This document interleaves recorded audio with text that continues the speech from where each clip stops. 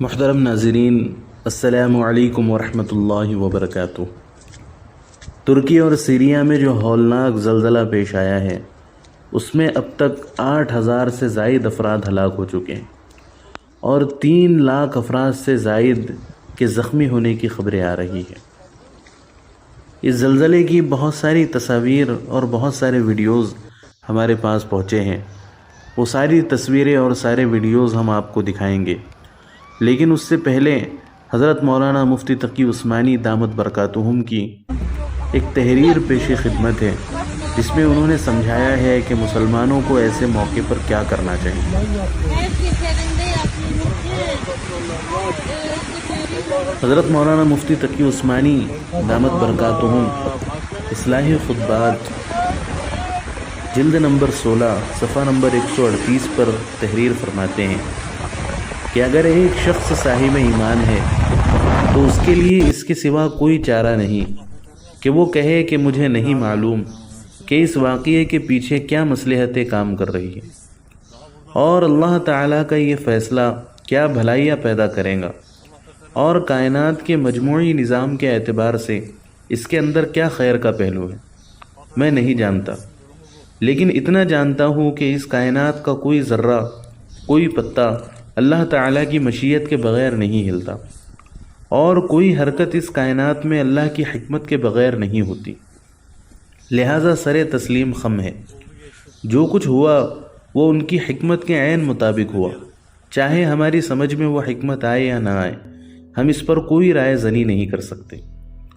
اور دوسری جگہ فرماتے ہیں کہ ہم جزم اور وثوق سے یہ نہیں کہہ سکتے کہ یہ زلزلہ عذاب تھا یا نہیں۔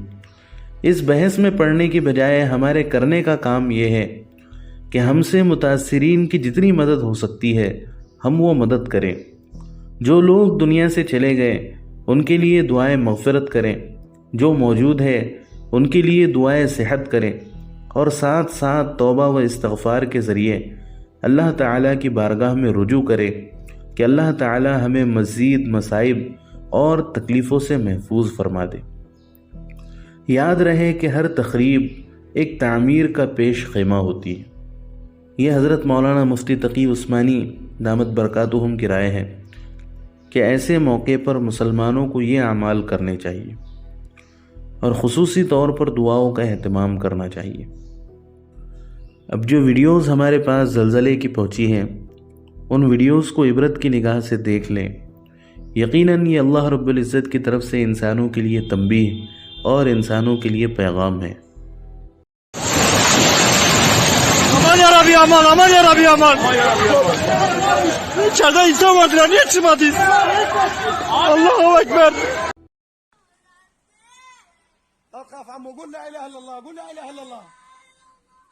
لا إله إلا الله. محمد رسول الله. أشهد أن لا إله إلا الله. محمد رسول الله. Fırat bu ne yapıyor? Ya gerizekalı. İnsan vardı içeride. Ya dedik geçelim dışarı. Yok. Lan insan vardı.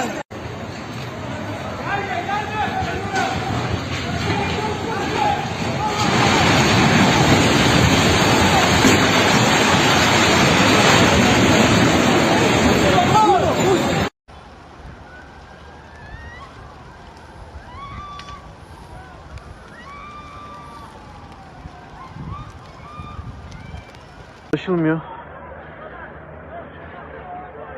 Buradaki halk elini uzatabildiğine yardım etmeye çalışıyor.